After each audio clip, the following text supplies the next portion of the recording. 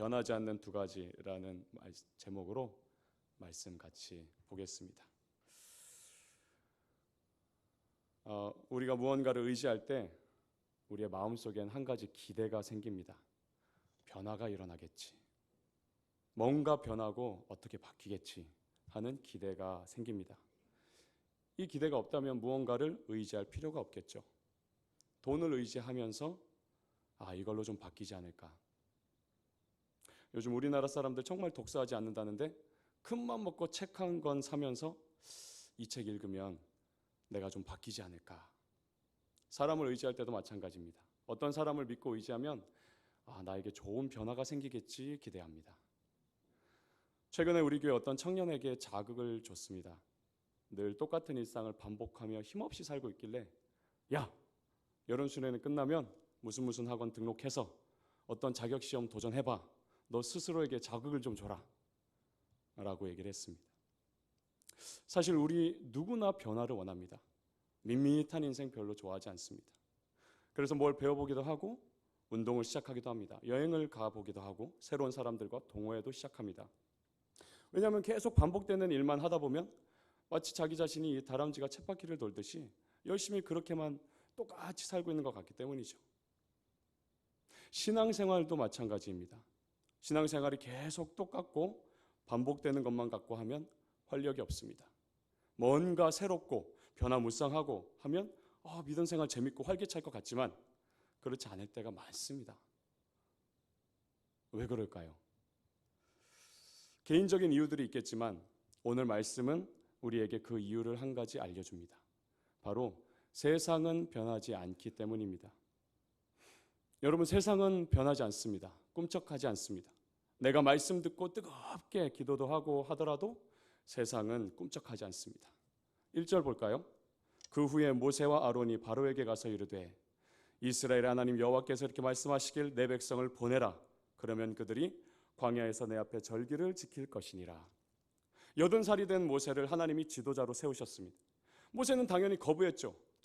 두려웠습니다. 과거에 실패도 했었습니다. 그냥 40년 동안 조용히 양치기로 살았습니다. 그런데 어느 날 갑자기 가시떨기 나무에서 만나주신 이 하나님이 모세에게 사명을 주십니다. 애굽으로 돌아가 이스라엘을 데리고 나오라. 40년 전 자기가 도망쳐 나온 나라입니다. 다시 애굽으로 간다면 모세 인생에 엄청난 변화와 도전이죠. 여러 핑계를 댑니다. 하지만 지팡이가 뱀으로 변하고 속에 넣었던 손이 나병이 걸리고 다시 넣었더니 회복되는 이 기적을 통해 변화의 그루터기를 알려주십니다. 너를 변화시키실 분은 하나님이시다. 너를 통해 이스라엘의 운명을 바꾸실 분도 하나님이시다. 변화의 그루터기는 하나님이심을 믿게 하셨습니다. 말빨 좋은 아론도 붙여주셨죠. 모세는 힘이 났습니다. 와, 나에게도 드디어 40년 만에 변화가 찾아왔구나. 부푼 꿈을 안고 드디어 바로 왕 앞에 섰습니다. 그리고 하나님 백 믿고 멋지게 한 말이 바로 저 1절 말씀입니다. 하나님이 내 백성을 보내라 하셨소. 나름 하나님 믿고 바로 왕 앞까지 왔는데 사람 믿고 온 것도 아니고 하나님 믿고 여기까지 왔는데 뭔가 변화가 있겠지, 뭔가 변화가 생기겠지 생각했어요. 그런데 이 바로의 대답이 가관입니다. 2절 볼까요? 바로가 이르되 여호와가 누구이기에 내가 그의 목소리를 듣고 이스라엘을 보내겠느냐? 나는 여호와를 알지 못하니 이스라엘을 보내지 아니하리라. 바로가 이르되 여호와가 누구이기에, 또 나는 여호와를 알지 못하니. 여러분, 세상은 변하지 않습니다. 그런데 그 이유가 뭐냐면 세상은 하나님을 알지 못하기 때문입니다. 하나님이 누구냐? 너희가 믿는 그 하나님이 도대체 누구냐? 우리는 하나님을 알고 믿습니다. 하지만 세상은 하나님을 모릅니다. 아니, 들어도 거부합니다. 그래서 세상은 변하지 않습니다. 우리가 신앙생활 잘 해보려고 할수록 더 힘든 이유가 이것입니다. 사실 우리 마음에는 욕심이 생깁니다. 내가 하나님 잘 믿으면 주위에도 변화가 생기겠지. 뭔가 결과물이 확 나타나겠지. 아닙니다. 세상은 변하지 않습니다. 오히려 우리를 더 적대시하며 도전해 옵니다. 7절 8절 같이 볼까요? 너희는 백성에게 다시는 벽돌에 쓸 짚을 전과 같이 주지 말고 그들이 가서 스스로 짚을 줍게 하라. 그들이 전에 만든 벽돌 수요대로 그들에게 만들게 하고 감하지 말라. 그들이 게으름으로 소리질러 이르기를 우리가 가서 우리 하나님께 제사를 드리자 하나니. 변하기는커녕 오히려 이스라엘 사람들을 더 힘들게 합니다. 애굽에서 노예로 살던 이스라엘이 하던 일은 뭐예요? 벽돌 만드는 일이었죠. 당시에는 벽돌 만들 때 볏짚 같은 이 짚을 꼭 넣었습니다. 왜냐하면 짚에 들어있는 화학 성분 때문에 벽돌이 더 잘 굳어지고 단단해지기 때문이었어요. 그런데 모세가 하나님 말씀 전했다고 바로 왕은 화가 난 것입니다. 이제 짚은 안 주겠다. 그래도 벽돌 하루 일당은 채워라. 8절 보면 그러죠. 그들이 게을러서 하나님 타령, 제사 타령 하는 거라고 일갈합니다. 모세가 40년 만에 애굽에 돌아오면서 기대했던 것과 전혀 다른 모습입니다. 그런데 이게 우리 신앙생활의 현실이고 실상입니다. 이제 7, 8월이 되면 교회마다 수련회를 하죠. 저희 교회도 준비하고 있습니다. 청년부는 이번에 가까운 고길이에 있는 수지수양관으로 갑니다. 그런데 수양회를 하는 것도 중요하지만 수련회를 마친 후도 중요합니다. 왜냐하면 이 수련회 증후군이라는 게 있어요. 제가 청년대학생 사역을 한 지 14년이 됐습니다. 그런데 수련회 때마다 보는 한 가지 현상이 있어요. 여러 청년들이 수련회 가서 은혜 받고 돌아오면 일주일 안에 은혜가 다 떨어지는 거예요. 돌아와서 며칠 안에 뭔가 일이 생깁니다. 가족끼리 말싸움을 하든지 친구랑 무슨 일이 생기든지 직장에서 일이 꼬이든지 해가지고 이 받은 은혜를 다 쏟아버리는 일이 생겨요. 왜 그럴까? 보면 그 이유는 간단합니다. 세상은 변하지 않기 때문이에요.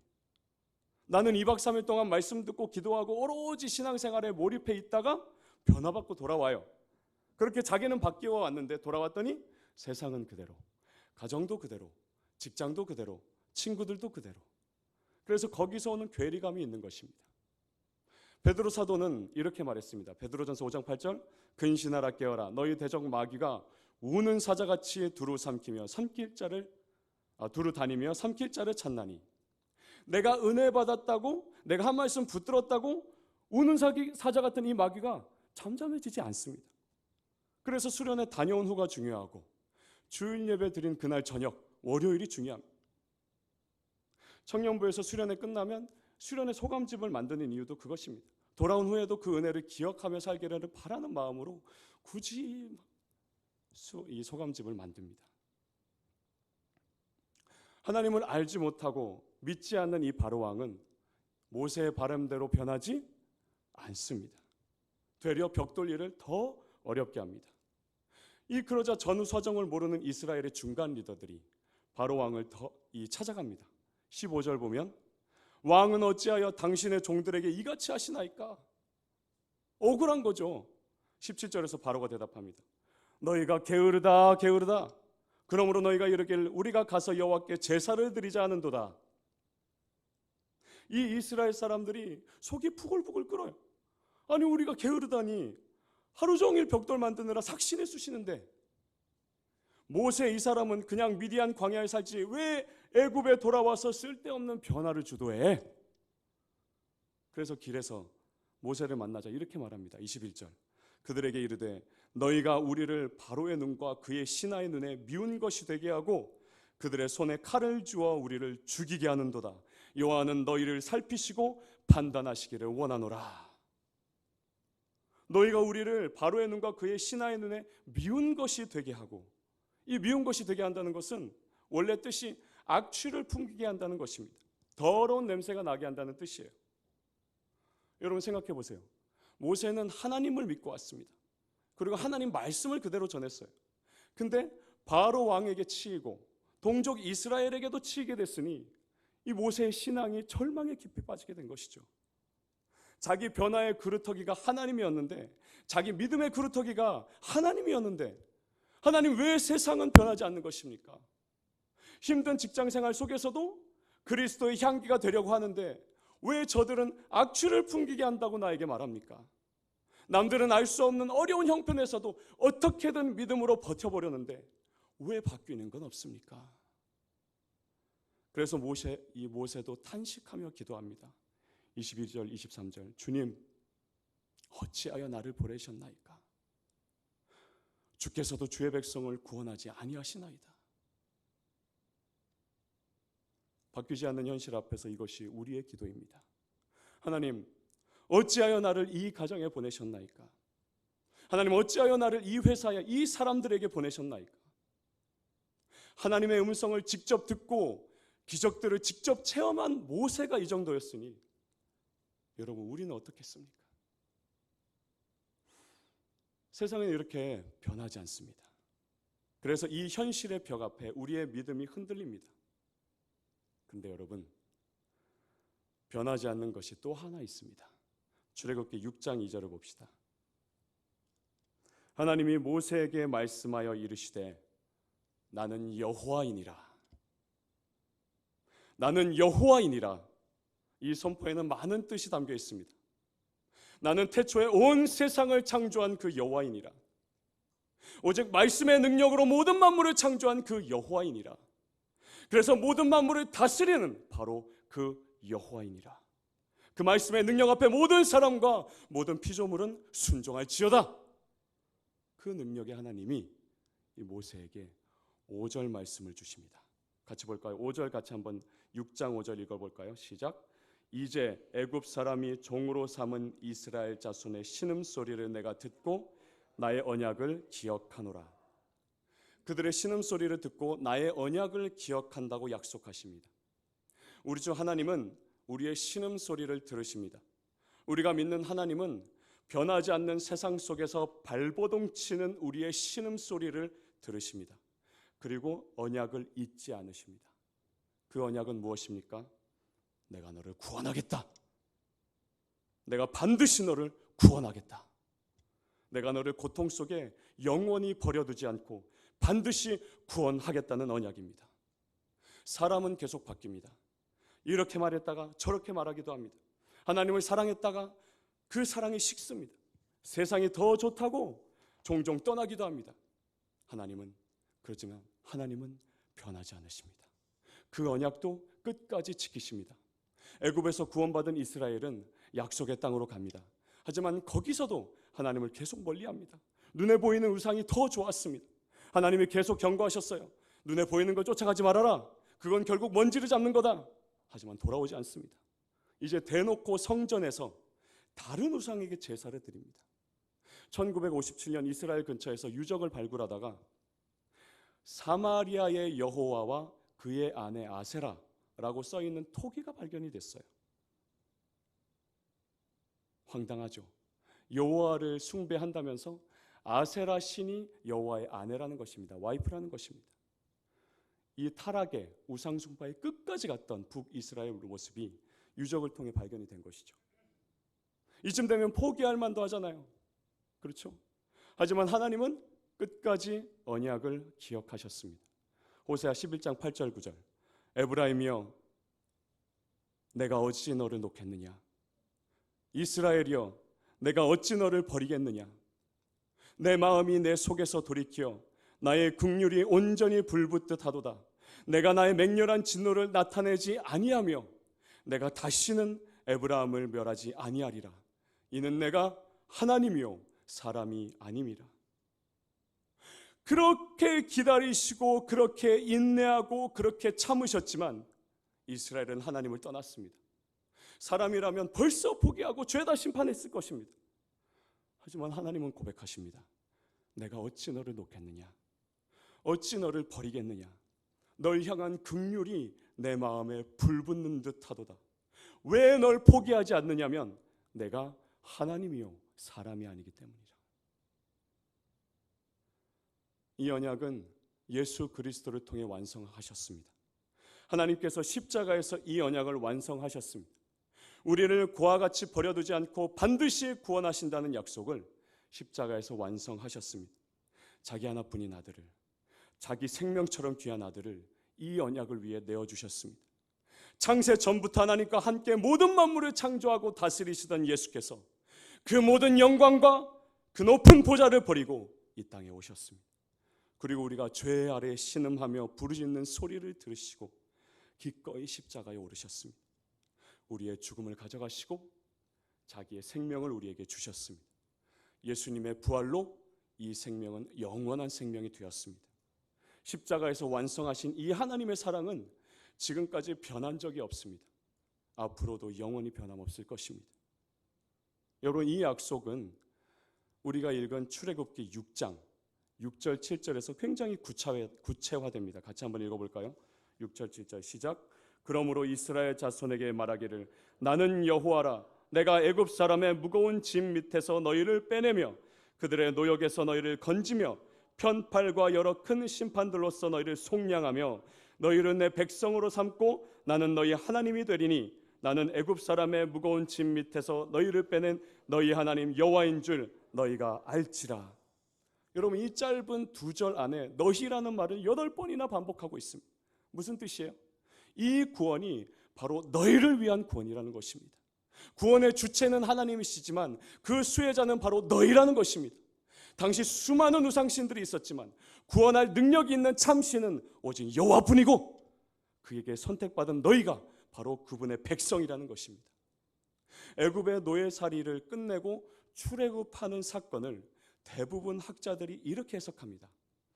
죄의 노예살이를 끝내고 새 생명을 얻는 구원을 예표한다. 맞습니다. 6절 7절이 그걸 분명히 밝히고 있죠. 너희를 속량하여 너희를 내 백성으로 삼고 나는 너희의 하나님이 되리니. 요즘 취업 전쟁 중이죠. 이 전쟁 중인 청년들이 준비할 게 참 많습니다. 특히 어려워하는 게 자기소개서예요. 내 자신을 어떻게 소개해야 될까 너무너무 고민합니다. 그래서 심지어 학원도 다니고 과외도 받아요. 그런데 이와 반대로 방금 저 말씀을 보면 8번이나 너희 하는데 너희들의 자격에 대한 얘기가 전혀 없습니다. 하나님이 너희를 내 백성 삼겠다는데 이게 어마어마한 일이잖아요. 창조주 하나님이 널 내 백성 삼겠다는데, 그런데 그런 너희는 어떠해야 되고 이래야 저래야 한다는 말씀이 전혀 없습니다. 단지 여호와 하나님의 선언만이 나옵니다. 너희를 속량하여 너희를 내 백성 삼고 나는 너희의 하나님이 되리라. 그 무거운 짐 밑에서 너희를 빼낸 너희의 하나님 여호와인 줄 너희가 알지라. 여러분, 우리의 하루하루가 이 하나님을 만나는 것입니다. 세상이 그대로 있고 내가 믿는다고 뭔가 바뀌는 것 같지 않아도 죄의 노예에서 날 건지신 그 하나님의 은혜를 감사하는 것입니다. 내 신음소리를 듣고 그 언약을 기억하셔서 변함없이 사랑해 주심에 감사하는 것입니다. 요한복음 1장 12절은 말합니다. 영접하는 자 곧 그의 이름을 믿는 자들에게는 하나님의 자녀가 되는 권세를 주셨으니, 내가 감히 뭐라고 하나님 자녀의 권세를 주신 것에 감사하는 것입니다. 이 권세를 주기 위해 그 아들은 모든 권세를 버리고 십자가에 죽으신 것을 믿는 것입니다. 이 말씀을 붙들고 이번 한 주 시작할 때 세상은 그대로일 것입니다. 이제 집에 돌아가시면 할 일도 그대로 있고 배우자, 자녀들 여전하고 직장, 사업장 여전할 것입니다. 그러나 나에게 거저 주신 은혜가 나를 사로잡으면 그 은혜가 나를 변화시켜 갈 것입니다.